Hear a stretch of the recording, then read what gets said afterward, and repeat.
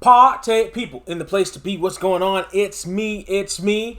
If it's Sunday, it must be time for a long overdue movie review. I am here to talk about Waterworld. Waterworld is a movie from 1995, apparently. I thought it came out a little bit later. That was seen as a flop. It was a big thing back when it came out. We're going to talk strictly about the movie here in this space. However, Kevin Costner is the mariner in this one, and he's trying to find dry land. That's not a particular spoiler. That's the plot of the movie. And it all rests on the back of this young girl played by the girl from Napoleon Dynamite. And so they're trying to get to dry land, and that's the plot of the movie. We're not going to get into spoilers just yet. I am going to say one thing that does strike me about this in the non-spoiler edition is the visual effects, is the practical effects. This is still 1995. Practical effects are still very much in vogue at this point, and it shows. It shows here, particularly in the first half of this movie. It really does work in that vein. The Waterworld had its own attraction at I think Universal Studios. It did, and I can see why it did. The staging of it fits for one of those stage shows. And like I mentioned, the practical effects work really well in this movie. As far as the acting is concerned, there's not too much actual acting that actually takes place, except for Dennis Hopper. Dennis Hopper is a hoot in this one, as he always was. He's the real standout as far as acting is concerned. The chick from Napoleon Dynamite, she's a kid in this. She's like, I don't know, 7, 8 years old in this. So, like, she fits for what they write her as. She's not too annoying, mostly because she actually has a character and a lot of other people don't in this particular one. Yeah, so that's the non-spoiler edition of this review. Go ahead and skip to the time mark. Before we actually get, if you don't want to listen any further, to the spoiler section, the time mark, you'll see it there. In the meantime, I'm going to take myself a sip before we dip into spoiler territory.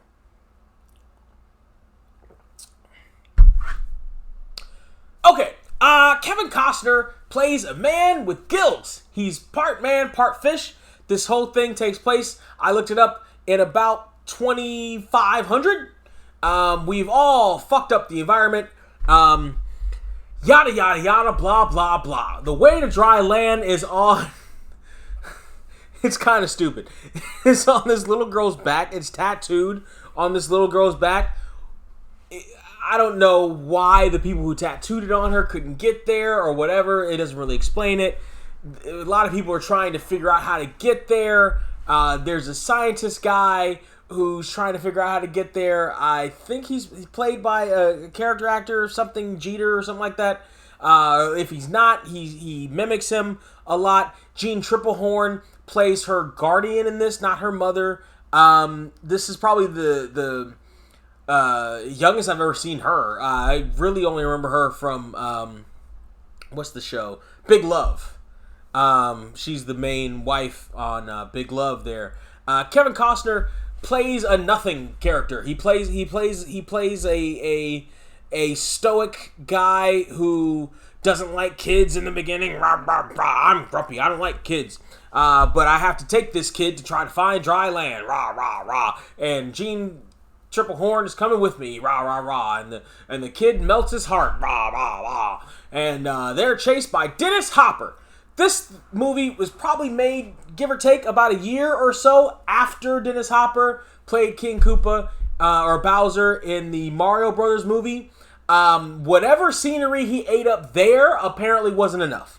Apparently that was the food scenery. He now needed to drink the scenery. So, he ate the scenery in Mario Brothers. Now he drinks it. He drinks it all. He drinks your milkshake. He drinks all the scenery. He drinks your boat. He drinks every single bit of scenery that's around him. He hams this shit up. He is the unrequited star of this movie as the bad guy who's trying to track down and get the map from the girl and trying to figure out how to use it, etc., etc. At some point, he actually does kidnap the girl, because of course he does. The movie has to movie. And he can't figure it out. His crew can't figure it out. And they're like, screw it, we're gonna, even if we have to cut it off her back, we're going to figure this stupid map out, and we're going to find dry land, goddammit. And apparently nobody's ever found dry land before. Everybody's living on boats, because the humans before us, the humans before them fucked up the planet. Oh, no shit. Who'd have thunk it? Up to the point where the polar ice caps melted so much that they've melted almost everything except for this one parcel of land called dry land somewhere, someplace.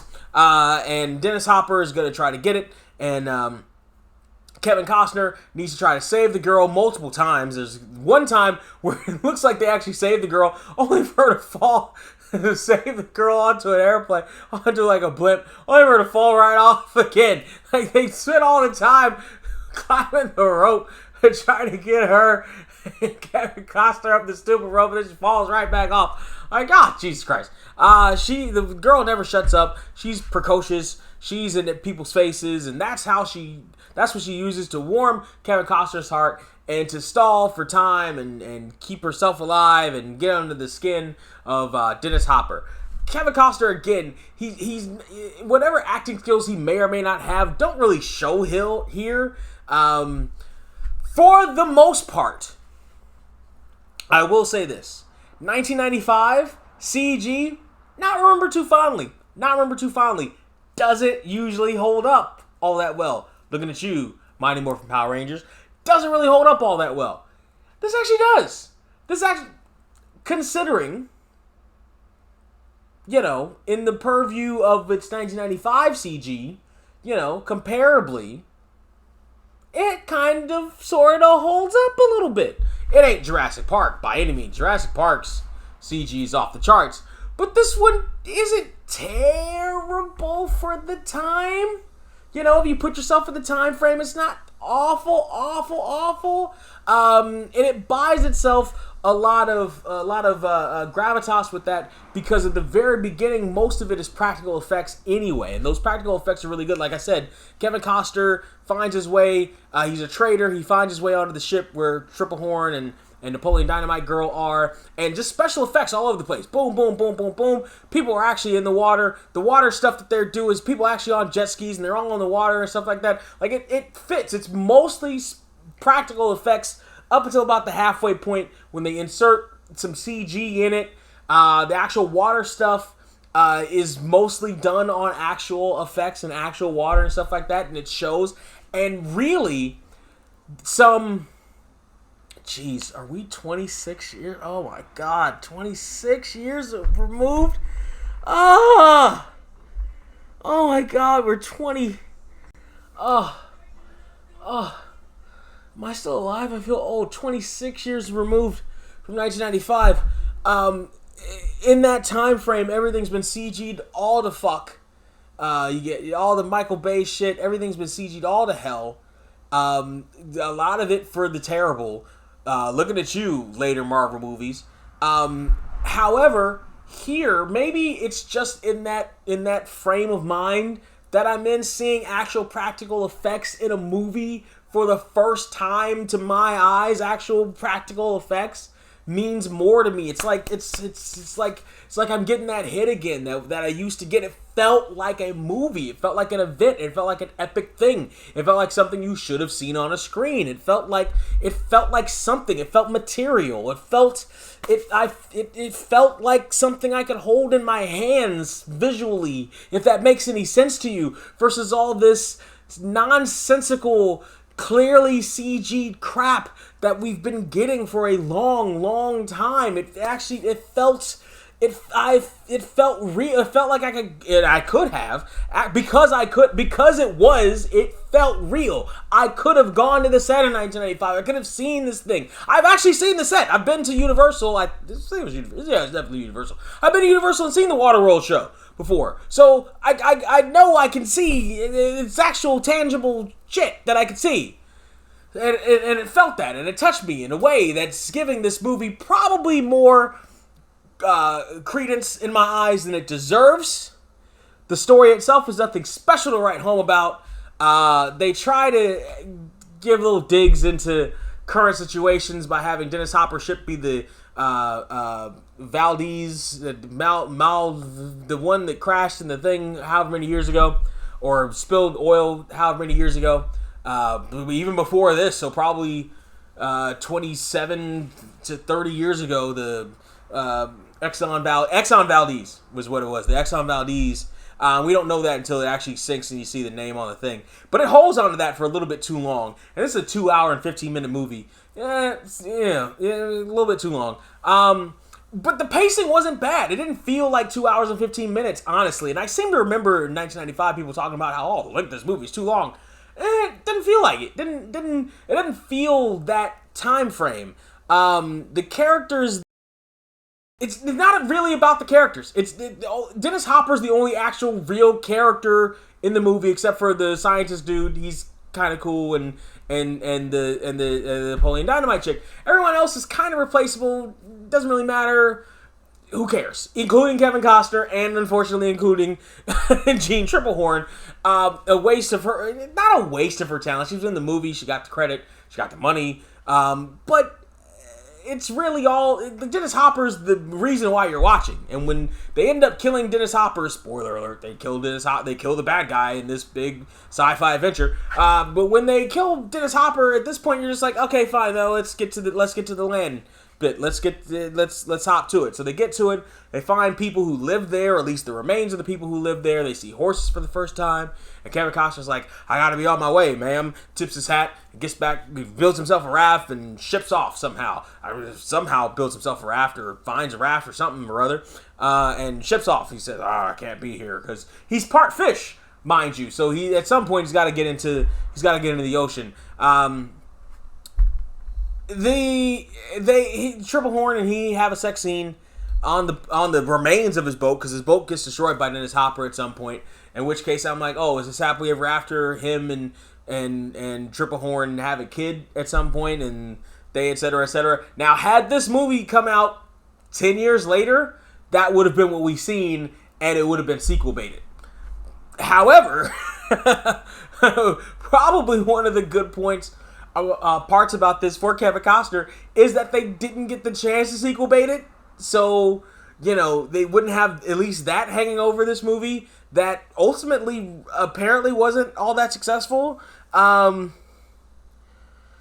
I mentioned, the story was whatever. The story was it was an action adventure movie. It was a save the cat thing, and then this thing, the cat was the Napoleon Dynamite girl way before Napoleon Dynamite. About 10 years or so before Napoleon Dynamite. So she was probably about 7 to 10 in that range when they did this movie. It's a thing. It's fine. It exists. It's fine. Again, what impacted me was the first half and the practical effects. And some of the practical effects, like, it just really stuck out to me. By the time we meander our way through the end, past all the CG and stuff, and Dennis Hopper unfortunately finally dies, then I'm just kind of waiting for the movie to wrap itself up. 2 hours could have been alright, I suppose. Again, the action adventure works for the scenario. Like, I get it. But if they cut off the second time they had to save the girl and get her on the ship, and a couple other scenes, a couple other CGI scenes particularly, because we didn't necessarily need all the CG all over the place. But again, it doesn't age horribly 25 years later, considering where it was back then. Now, mind you, again, this was still 2 years after Jurassic Park, so the CG probably could have been better had people, I don't know if it was proprietary or whatever it was, but, considering what they had to work with in 1995 and what most movies with that employed CG looked like in 1995, comparably now, it's not terrible. Ultimately, out of $15, Waterworld is worth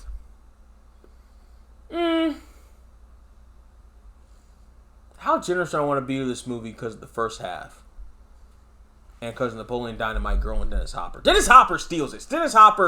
I love Dennis Hopper.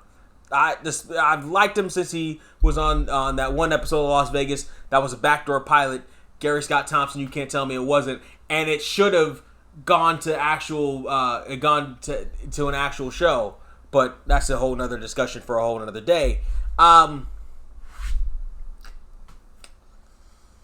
of $15, Waterworld, the movie that, you know, blew its budget and became almost a laughingstock of Hollywood, at least at the time. I think it's gotten some reviews recently, some rewatches, some re-reviews recently. It's gotten a bit of a renaissance. Netflix has it at 5 fucking stars. It ain't 5 stars. Waterworld, out of $15, is worth, I'd say, 10. I feel comfortable giving it 10. That's mostly the CGI and Dennis Hopper. It's all the story isn't worth it. The story is whatever. It all passes very quickly. Quicker than the 2 hours 15-minute runtime belies. How long it feels, at least. Again, Dennis Hopper is just amazing. The chick from Napoleon Dynamite is decent.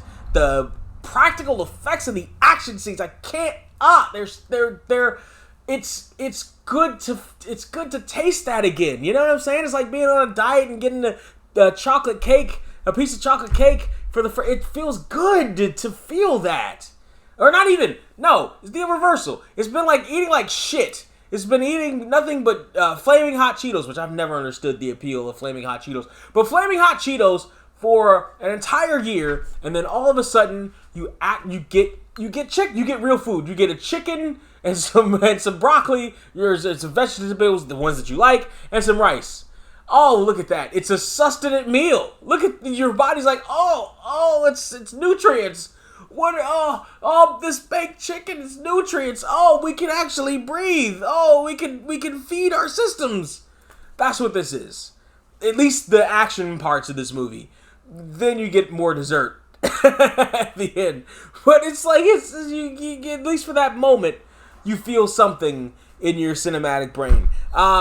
So yeah, I feel like 10 is fine. It doesn't need much more than that. Just because of the effects of Dennis Hopper. It doesn't need much more than that, I don't believe. 10 is fine. 10 is fine. And that's an above average score. 66% or so. I can live with that. If I'm being nitpicky, I could probably bust it back down to 9.50 or 9, but I don't wanna. Again, because I watched it when I watched it, and I felt the way I did about the practical effects in the beginning. So I don't want to take that 50 cents or that $1 away. At least not right now. Tomorrow, we'll see. But as of right now, sticking with the 10. Party people, you're sticking with the perfect 10, and you need to tell me down there in the comments section how correct your favorite YouTube host with the prettiest face, how correct he is. That's right. In the comments section. Hey, every Thursday, me and my homeboy Trey, we do a podcast. It's called the How Do We Even Get Here podcast. It is the funniest, bestest underground podcast around. The reason it's underground is because ain't nobody sharing the shit. Share it, please and thank you. Share this video, please and thank you. Like this video, please and thank you. Engage with the video, please and thank you. You want to dislike it? Fine, it's engagement. Fine, go ahead. Dislike that shit. It's fine. It's no water out of my gills. Huh? You see? Because he had gills. They were behind his ear. He had gills. There was one scene. They go down underground to see what the world was. Nobody had seen what the world was before. That CG wasn't great. It was actually 25 years later on par with Aquaman. Maybe a little bit better. But that's a whole other discussion. But like, share, etc., etc. That's not much of a spoiler, is it? Yeah, that ain't much of a spoiler. I ain't gonna rearrange and re-edit that. Like and share, all that good stuff. And in the meantime, the in-between time, since we're still above ground, at least for now, for the next 400 and some odd years, I'll be here. Cheers.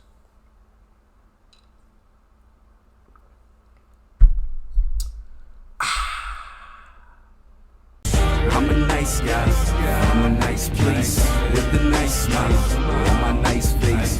Turn your back and I'm making sure my night's straight. And when you're out of town, I'll be making sure your wife's straight.